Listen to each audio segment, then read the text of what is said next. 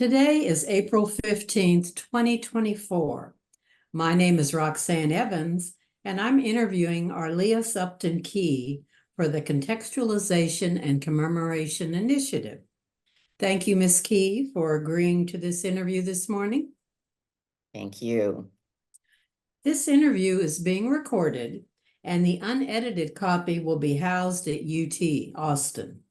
Please know that if there's anything you do not wish to discuss, I will honor your wishes. Likewise, if there's anything that I don't ask, please feel free to bring it up. And last, if we need to take a break to get a drink of water or any other reason, just let me know. I will. Okay. Well, let's start at the beginning. Let's start with your childhood. Tell us about growing up and where you grew up and what it was like. Thank you, Ms. Evans. First, let me just say it's a pleasure to work with you and the university on this project. So thank you so much for inviting me to be a part of it. So I grew up in a small town of Schulenburg. It's a little German community, German and Czech, and it has about 2,000 people.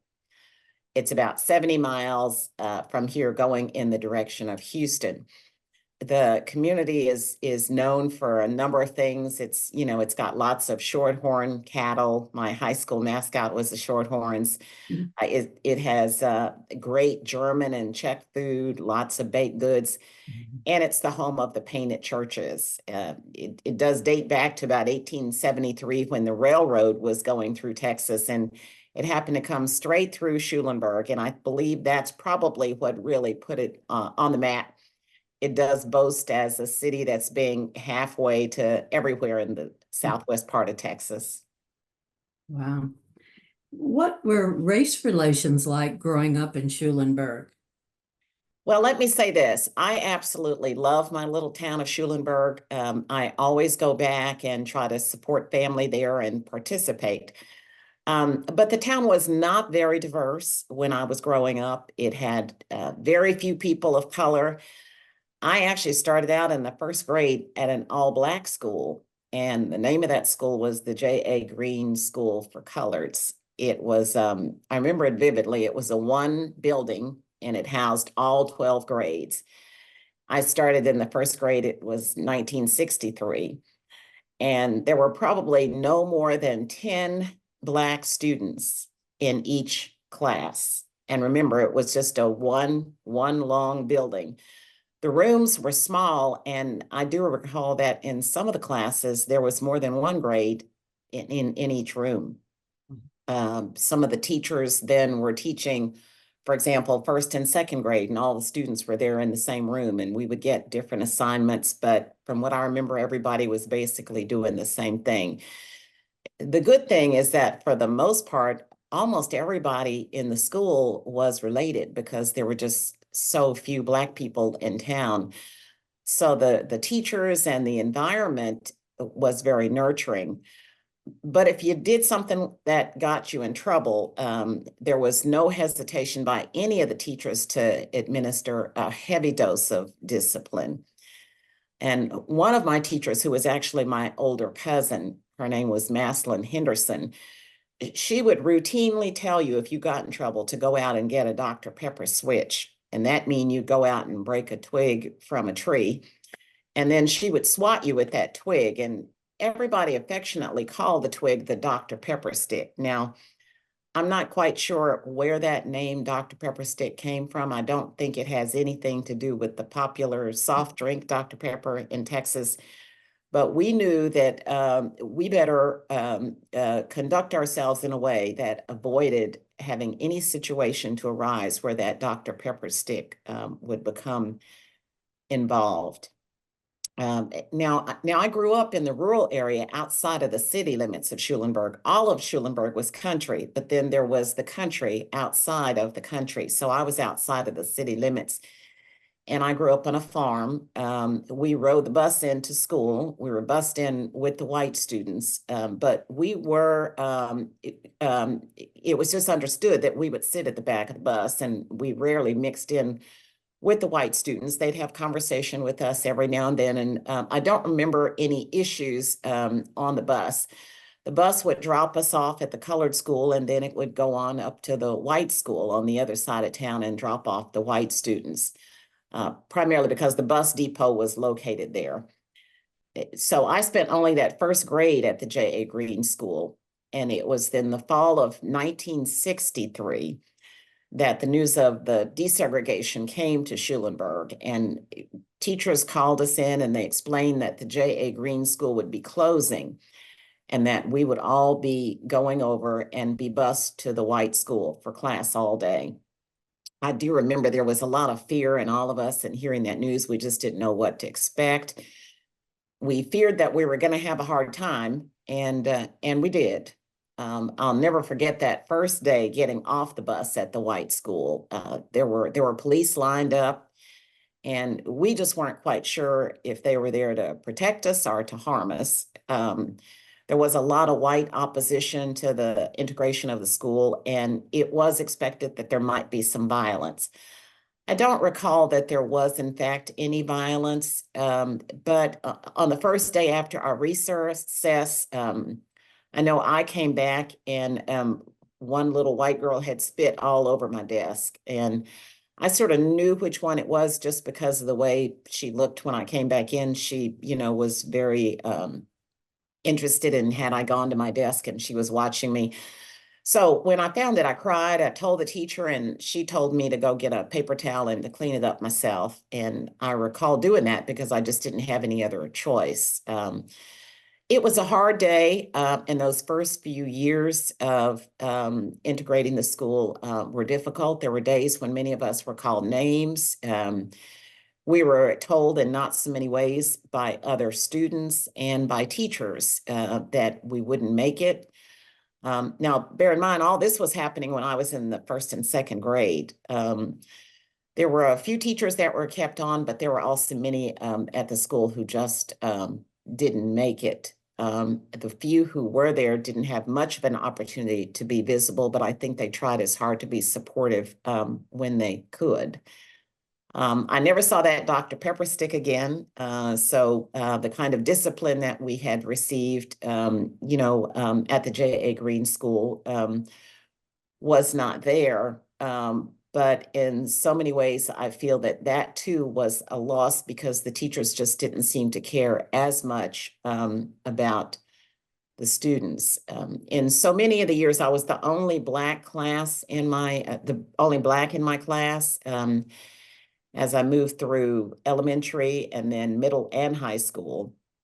But I had strong parental support.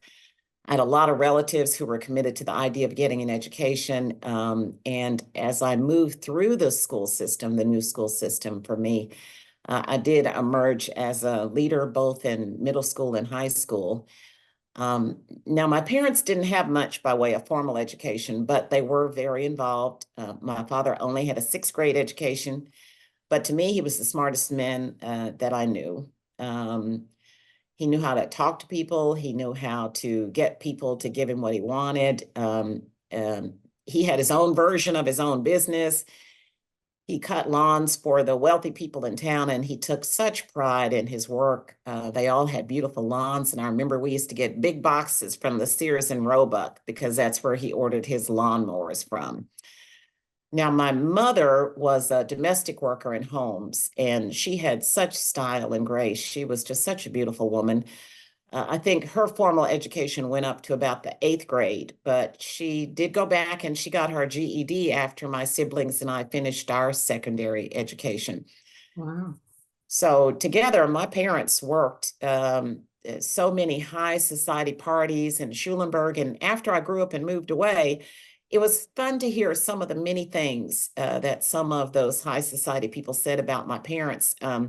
I learned that through their work, they actually set the tone for a lot of the high society events in Schulenburg. And then I learned from some of the families that if my parents weren't available to work a wedding or a special party, the family would actually change the date to make sure that my parents could work the event. And that was just very special to hear about how influential my parents were. even though they had little by way of education, resources, or money. I had one sister, two brothers, and we all pursued post-high school education. And I think that's probably because of the commitment that my parents had to education and to us and to making sure that we had better lives. My one sister, Rita, became a teacher, and she attended the former Southwest Texas State University, now Texas State University. My older brother, Henry, attended a HBCU Prairie View. He went on a military scholarship, majored in chemical engineering, and then he retired as a colonel in the Army. And then my young he pursued photography, and he received a formal training program degree from a school of photography in Colorado. Hmm. I was blessed in that I had a number of first cousins who attended college, and there was just a lot of emphasis on education, even from the ones who did not go to college. They were very, very supportive. So that's all to say there was quite a bit of segregation in Schulenburg. Everything from the doctor's office to the colored waiting room to the restaurants where we had to order our food from the back, to the water fountain, which is very significant to me because it was a great big water fountain on the front street of Schulenburg, and it was marked colored. And I do remember when I was learning how to read and I sounded out colored, I always thought, I never really saw anybody drinking from the water fountain, but I always envisioned that if you turned it on, the water was going to come out in all these beautiful different colors, like a rainbow. And so one Saturday, my mom and I were walking down Main Street. We were holding hands. And I said, I'm going to go drink from that fountain that says colored. And so she tried her best to keep me from drinking from the fountain. She says, oh no, we're going home. We've got plenty of water at home. But I remember jerking my hand away from her and I ran over to the fountain. And then I paused for a moment. And I remember feeling confused, disappointed. I just wasn't sure what was happening because the water just came out the same color as water, just clear. I looked at her and she explained to me what it was. And, what the word colored, was because it was limiting us. Tears swelled up in my eyes, mainly because I still wanted to see that colored water. I have never forgotten that experience. Wow. And almost every time to this day, when I see just a normal water fountain, a little vision of that, just sort of pops into my head. But, even with all of that, I'll just say that, with the help of family, I think I received a fairly good education in my hometown. Again, because of my parents, they encouraged me to participate in lots of extracurricular activities. I played sports, I ran track, I participated in a number of the university interscholastic league activities. I was in the one-act play, I did drama, persuasive speaking, debate, just about everything. I was on the journalism team. I helped to produce the school paper, which I learned early on. There was influential opportunity in writing. And, I got to decide what went into the school paper. 11th and 12th grade, I was doing that. Then I graduated number 2 in my high school class. There was just one white male who was ahead of me, and that was significant. I think there were only 3 Blacks in my high school graduating class. I'll just name them. One was Willis Adams. He had a very promising future as a football player when we were in high school. He went on to college at Houston, and then he ended up playing for the Cleveland Browns. Oh, wow. There was one other, and I believe it was Myron Hardiman, and I think that he played football for a very short period of time also, but I've lost touch with him. I think the success of each of us was probably owed a little bit to some of the teachers, both white and Black, who took a significant interest in us. for a small town, the school had a number of teachers who had PhDs. Wow. So who were highly qualified, to be educators. And then I remember that they took a significant interest in making sure that we were also exposed to culture. They would put us on a bus and take us to Houston, to Jones Hall, or they would take us to San Antonio, and we would go see a play or a hockey game or a professional sports game. So we knew what all that was about. And then we'd go to the ballet. I remember going to the ballet. We'd go to the movies. And so I think that culture really helped me quite a bit. There were two teachers in particular who were University of Texas graduates, and I don't know if there's anything written about them anywhere at UT. They were a white couple, but they were Lila and I.E. Clark. I think that they were probably way ahead of their time in identifying and appreciating talent in minority students. Like me. So they, along with a couple of other teachers, were just, instrumental in making sure that I knew how to apply for financial aid, knew how to apply for scholarships, and knew how to ask others, what I wanted. But there were a fair number of teachers in high school also who tried to steer students away from the University of Texas. I applied and was accepted to UT. But I was also accepted to a number of other schools. I always had high aspirations, and my parents, encouraged me to apply for Ivy League schools on the East Coast. I did, and I was accepted, but they were just outside of my reach, just in terms of I'd never traveled outside of Texas. We certainly didn't have financial resources to be able to support me to go anywhere outside of Texas. So I actually ended up starting my first year at Southwest Texas State University, now Texas State, only because my sister was there. Okay. I started in the fall of 75, and I spent my first year there. I pledged Alpha Kappa Alpha there. At that time, I thought I was going to be a teacher. That was sort of my life interest. Once I got there, and by the end of my first semester, I gained a better vision of what I really wanted to do with my career, and determined that involved pursuing a law degree. And so, I went back to, I had been accepted at the University of Texas, but it was really some of the negative everything that I had heard that made me think, well, maybe I, need to start somewhere else. So that's what I did. But then I did present my credentials to the University of Texas, and then I started there. It must have been fall of 1976. Okay.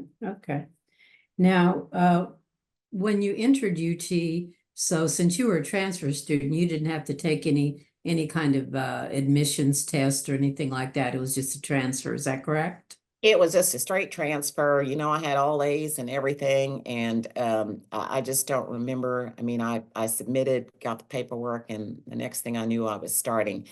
Money was an issue. I didn't get a full scholarship, but I did get some scholarships. I got some grants and loans and work study. I lived my first year in Carruthers dorm. It was not air conditioned at that time, but I did find a community of students that were supportive. At that time we were still small in the numbers, and segregation at UT still existed quite a bit. In 1976, it was just 20 years after that first group of undergraduate Black students started in 1956. So, we still were feeling quite a bit of that.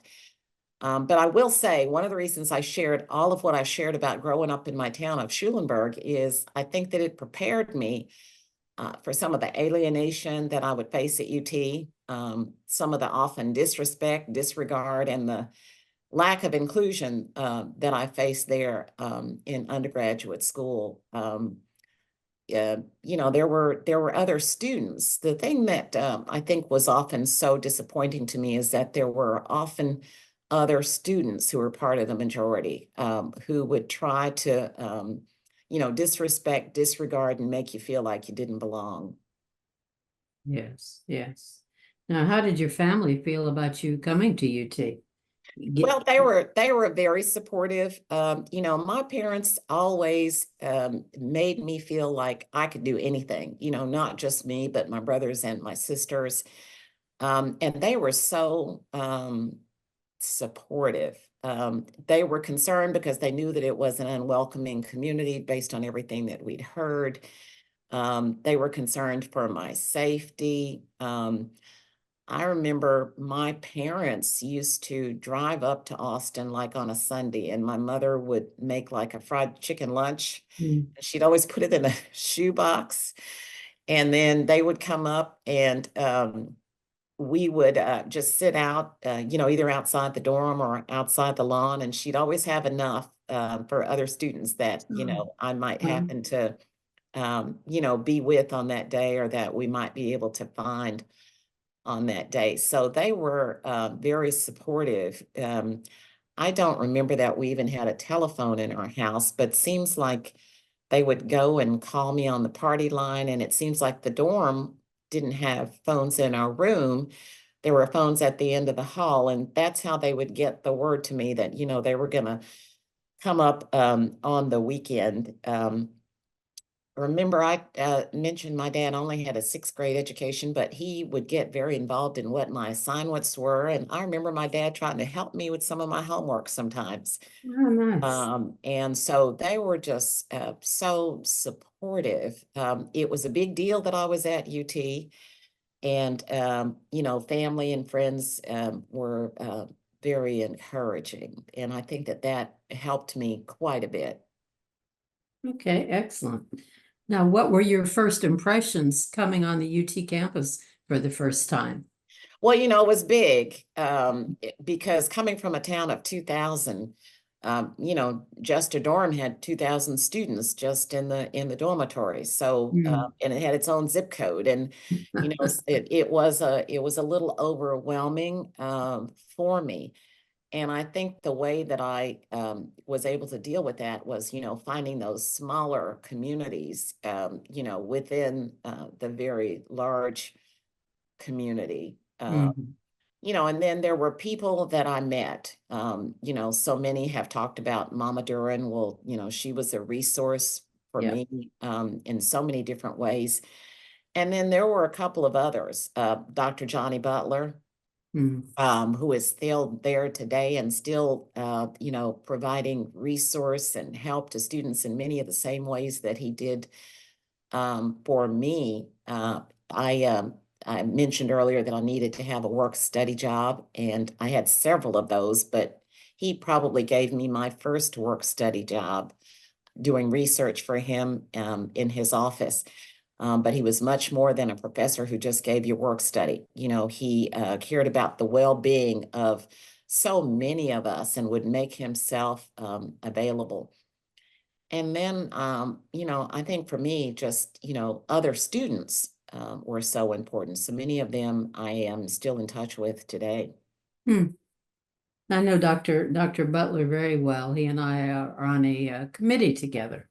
So I can see him being a good mentor. Now, do you recall the names of some of the other students you still keep in touch with? Obviously, you do. Well, there are so many. You Good, know, good. you know, I was in the Alpha Kappa Alpha sorority. Hmm.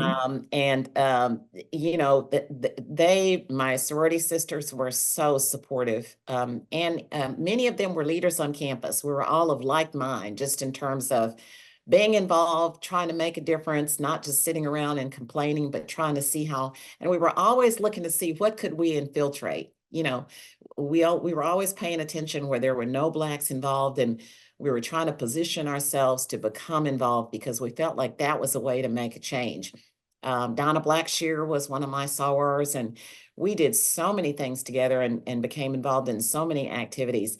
Demetra Sampson, and one of the you know, upper class sorors, a few years ahead of us, but she was just a tremendous role model. Um, Darren Walker, who is extremely successful now, president of the Ford Foundation, was one of my best friends in undergraduate and then on in law school. And we used to sit and strategize what organizations we could get into. I think that we may have been the first to get into Omicron Delta Kappa, which was a leadership organization based on scholarship. And we would find out which professors could support us and help us, and we'd go visit supporters. And I think we used to always laugh at how we were integrating a number of different organizations at the FDIC. And we tried to interact with some of the majority students who had ideas about Blacks that were not entirely correct. We tried to help them to understand some of the misconceptions that they had. Someone else who was very close to me was Kathy Flanagan. She's now a doctor in Houston. We used to always get together and eat dinner together. But I just remember that so many of my friends and associates, David Ray was another, that we used to spend a lot of time strategizing. Kathy and I, we would, talk about financial aid and continuing to finance our education, because we both knew that we wanted to get, degrees beyond our undergraduate degree. We discovered Franklin Savings, which was located over on the drag, and we used to get together, set an appointment to walk over together to check on our accounts at Franklin Savings. But we learned about finance and discipline, money smart, being financially literate. There were so many. I think that I've been pretty good in keeping up with so many of my undergraduate, good friends over the years. And I do, with social media, it's pretty easy to stay in contact. Yes, definitely. Now, you touched a little, but get a little more detail about your expectations of how you thought things would be on campus and how it compared with the reality. And also about your interaction with some of your professors in class. Some of the classes were so large. I remember they were in auditoriums, and it seemed like there were, 200 or more students in some of those classes. And I recall that it was very difficult to interact with those professors, almost impossible. And I also recall that it did no good to try to raise your hand in class. I do remember some of us would meet and talk about the fact that it was so difficult to get recognized in class, and that in some of those instances, it was just about impossible.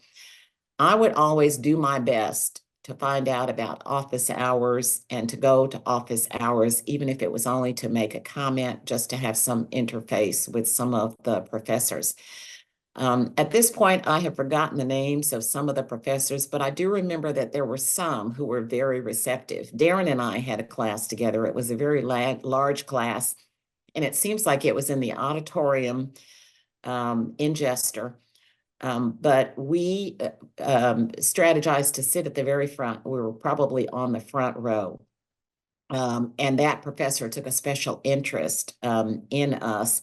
And he was someone that we would go to talk about other things with.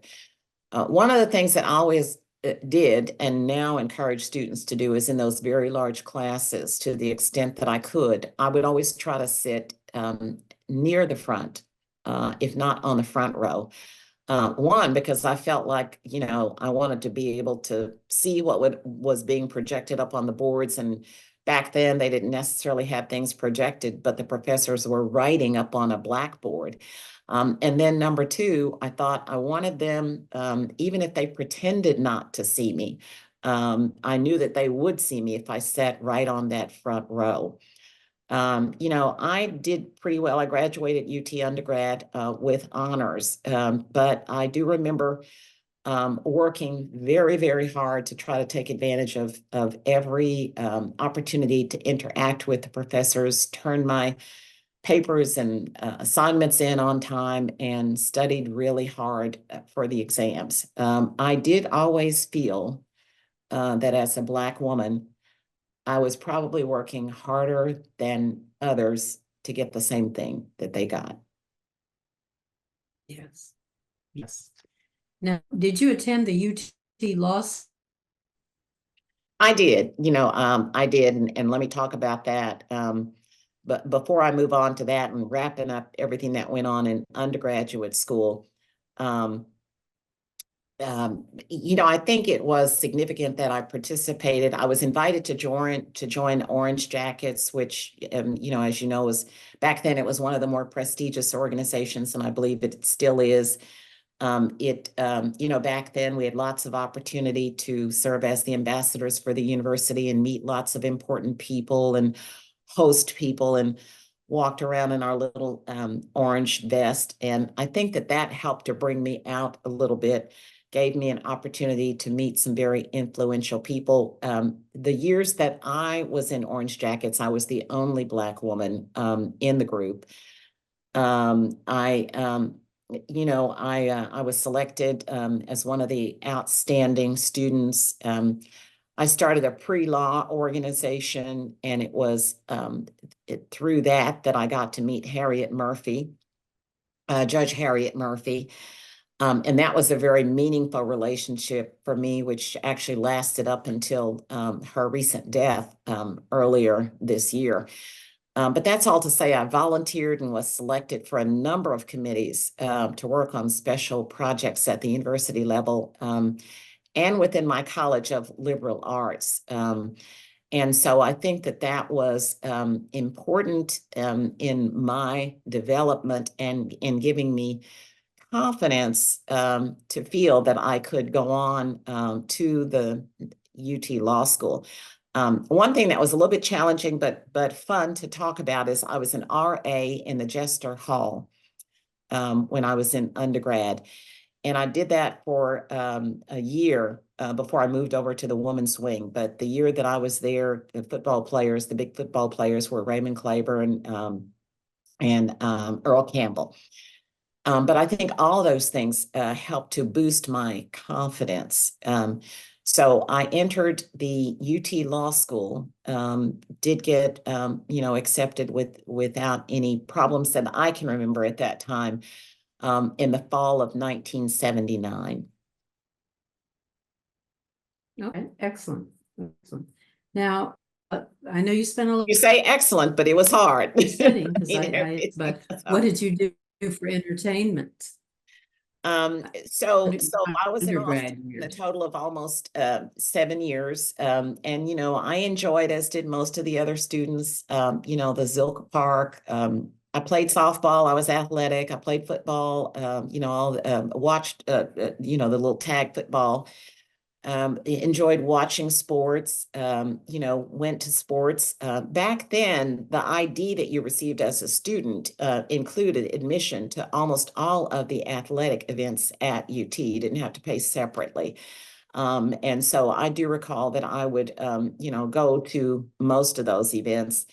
Most of the entertainment back then was on campus and along Guadalupe on the drag. I didn't have a car, and it was a little difficult to venture off of campus back then. Mm-hmm, mm-hmm. So you having a relationship interacting with the Black community outside the university? I had a little bit of that in undergraduate school, probably a little bit more in law school, but because by then I knew Judge Murphy. But in undergraduate school, when I, first moved to Austin, I knew the Nesby family, and they were a prominent Black family in Austin. He was a constable. And Mrs. Nesby was very, very active in the community. One of my sorors, who I mentioned earlier, Donna Blackshear, and I both participated in the Miss Black Austin pageant. She actually won. I was runner-up to her. But the Nesbys actually, it was a lot of fun. It sort of introduced us to the Austin community. And so for the most part, the only time that we spent going off campus was when the Nesbys would come and pick us up and take us to various community events. In law school, it was probably a little bit more involved, again, because of my interaction with Judge Murphy, and then just being in the law school community, there were more events and other things that I became involved in. When I started in law school in 1979, my class had probably about 25 Black students. Again, just a few years after Heman Sweat, about 20 years after Heman Sweat, or even less than that. And so there were still lots of remnants of what Heman Sweat went through, at the law school. I mean, we all know the story about how he wasn't actually able to sit inside the classroom, but, had to sit slightly outside the classroom to still learn, how he wasn't able to buy his food on campus in the law school cafeteria, but had to bring his lunch, and how there was an outhouse out in the middle of the quad for him. There was just still a lot of remnants of that when when we entered law school. My entering law school class was probably about 500. It was a blessing that I did know some of the upper class law students, some who were in their second year or third year. Demetra Sampson was one. Art Walker, who's a prominent lawyer there in Austin now, was one. Joseph Collier was one. I had a cousin there, Cynthia Glass. It's amazing how I can call off almost all the names. I'm still in pretty good contact with every single Black who was at the law school during that period, 3 years that I was there. Darren Walker came in after me. But we would study together. Those in the second and third year would tell us which professors to avoid, because they would tell us, do not knock your head against a brick wall. You cannot do well with them. Just don't take them. Just avoid them. Your key to success is go around them. And that was extremely helpful. I lived very close to campus. Almost everybody in law school lived off campus. There were some who married, and they and their wives would prepare food for the rest of us and have us over as a way of, nurturing us, and, on the weekends, giving us a little break. They, to the extent they had textbooks that they had already written notes in, was something that was, I was so happy that I discovered. There were some who would save their textbooks with the intent of passing them on to us who were coming after them. And those notes and those textbooks were so valuable to helping us to gain a better understanding, to know what was important about what we were going to be learning in class. Law school is a little bit different than undergrad. In law school, we always sat according to the seating chart, and it was in alphabetical order. My last name was Upton. And so I often had close to the very last seat at the very top of one of the big auditoriums. And I was always so uncomfortable with that. I didn't feel that I could see. I didn't feel that I was appropriately involved. And I remember in one of the classes, I raised my hand and I asked the professor, and I made a comment about the seating chart. And I think that I just suggested that we should have open seating so that people could choose where they wanted to sit based on any handicap or sight vision or any of that. Well, the next time the class met, the class didn't meet every day, but it was twice a week. The next time the class met, the professor announced that he was going to reverse the seating chart. I ended up first row, first seat, something like that. But I could tell based on the way that he announced it, it was not a good thing. I felt it was retaliation. Of course, back then, who do you tell? There's nothing that you can say about that. I still continued to do okay, but I felt that I had to work harder, and that there was a little bit of retaliation that I had been subjected to around that. Needless to say, I never said anything again about a seating chart. And I'm happy to see that every time that I go into a law school class now, it appears that people just get to sit wherever they want to sit. I use some of the same strategies for success in law school that I had used in undergrad, though. I tried to become involved to the extent that there were fraternities that you could get into based on academics and leadership. I did that. One of those was Phi Alpha Delta. I tried to volunteer. I was a student on the admissions committee for new law students to come in. I learned about that and went into the dean's office and volunteered and was accepted to be on that. Often, many of these things kept me from being out enjoying off time because these things were done as a volunteer in your extra time. But I think those things were well worth giving me a sense of involvement and allowing me to meet people and have them get to know me and serve as an advocate for me if I needed them. Very nice, very nice. Now, thinking back to your undergrad days, where you felt most included and the spaces you might have felt most excluded? Well, I mean, there's no doubt the times and spaces where I felt most secure were if I were in the presence of some of those that we talked about earlier, primarily Almitra Stern and Johnny Butler. There was also a dean, a Black man who was in the business school, and he was McDaniel.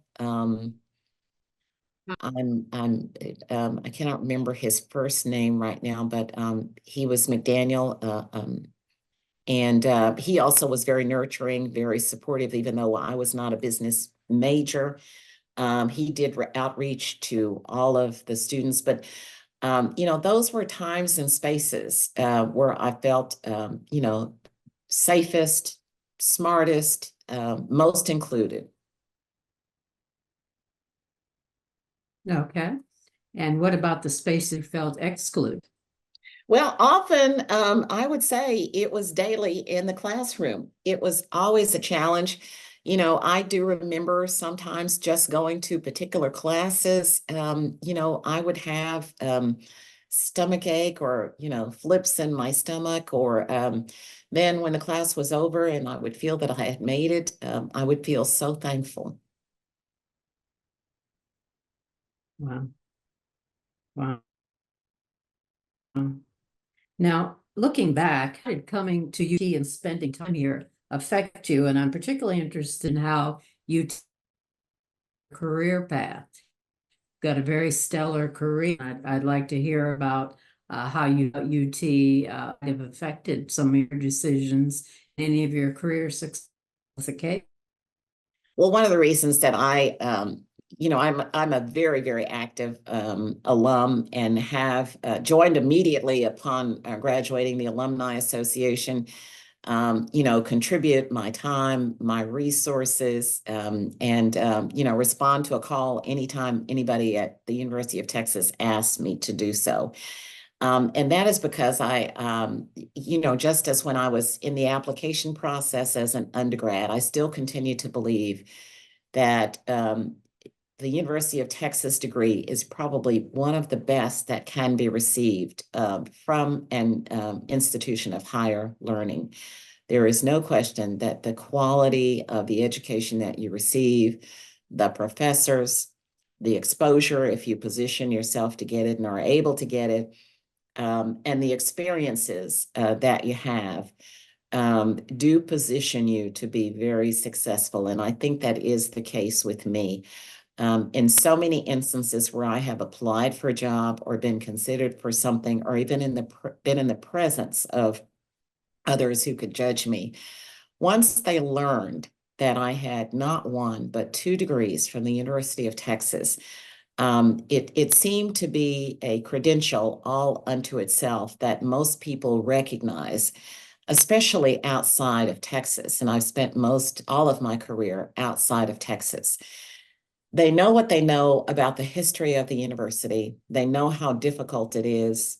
They know how few minorities have been through the UT experience.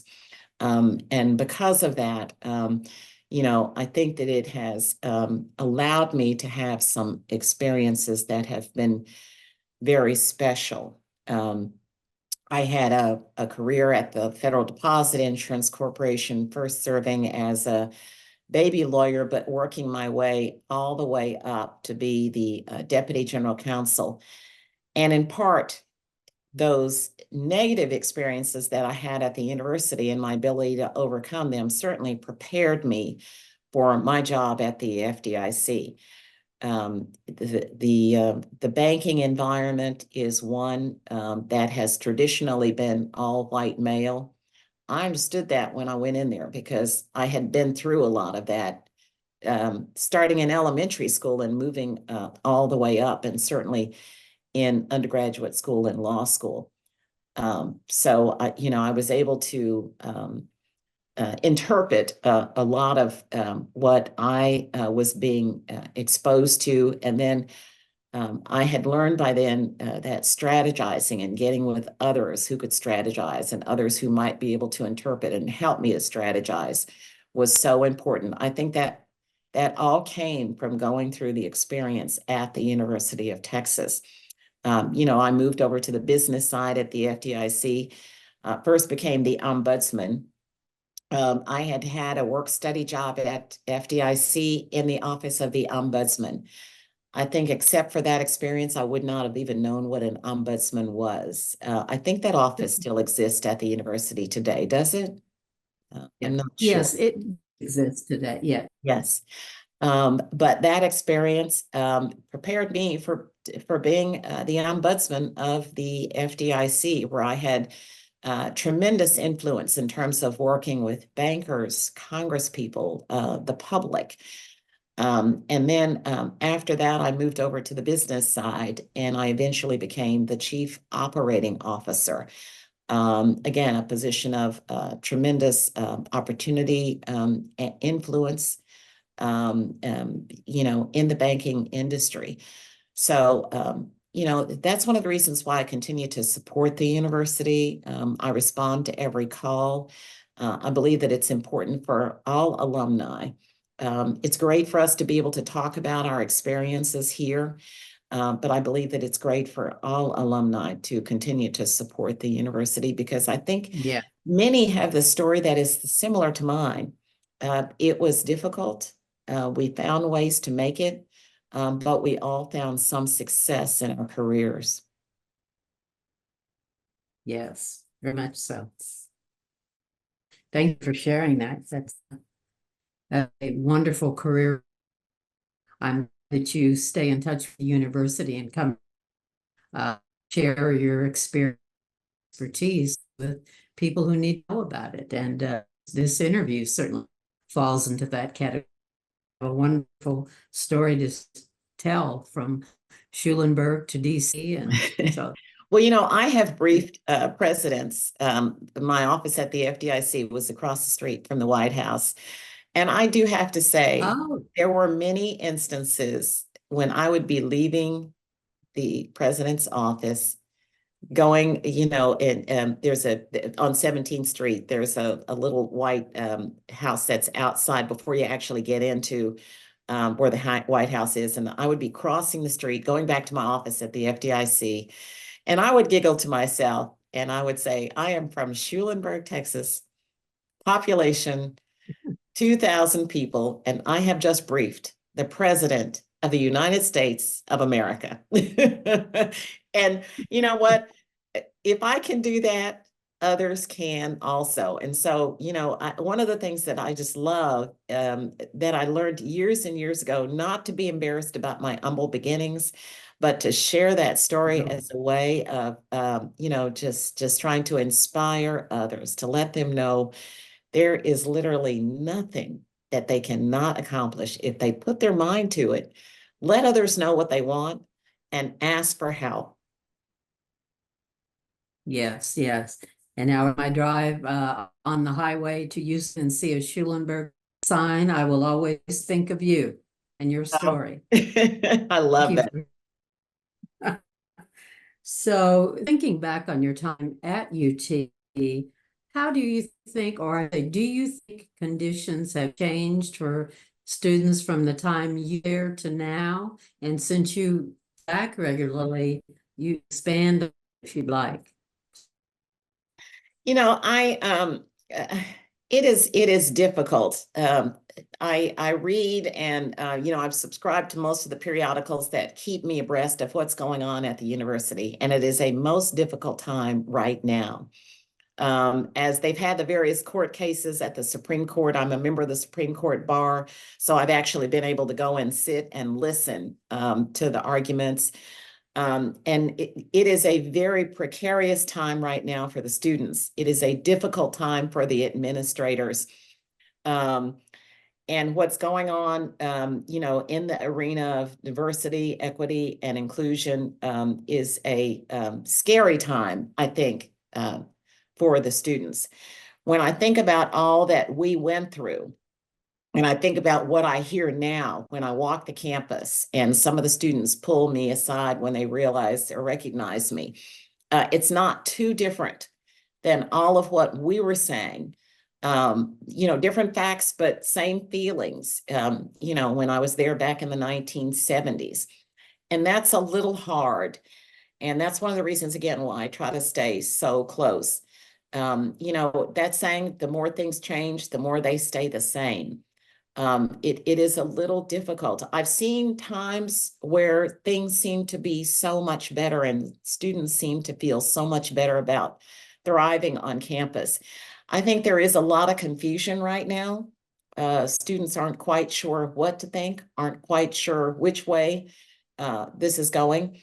I believe that there are a lot of supportive administrators, but I think that given the Supreme Court case, given the Texas legislature, um, there are so many different dynamics going on right now, and I think we need to give that a little bit of time to settle out. Okay, that certainly makes a lot of sense. Thank you for that. Now, I'd like to ask you if there's anything I asked you that you would like to share, that you would like us to know today.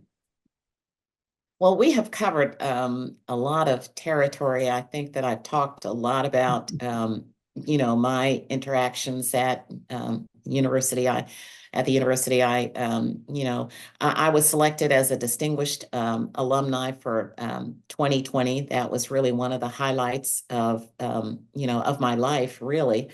And you know, one of my goals, I've accomplished a lot of firsts, but certainly one of my goals is to make sure that as I climb, I continue to lift others, that in no arena where I've been the first would I be the last. And, you know, I just have, my biggest commitment is to the students, trying to continue to inspire them, to help them, to motivate them, to lead them, to share information as much as I can. You know, and to the administration. I feel that in volunteering my time, being a part of committees, being on selection committees, I can make a difference. And I want to just continue to do that. Excellent. That's quite a legacy you're leaving for the students. Really admire. Thank you. Thank you so much. So thank you very much. I certainly enjoyed hearing. You have a wonderful story to tell, and I think generations are going to enjoy learning about you and what you did. Thank Well, you thank for you. to share. Thank you, Ms. Evans. I've enjoyed this time with you. Thank you so much.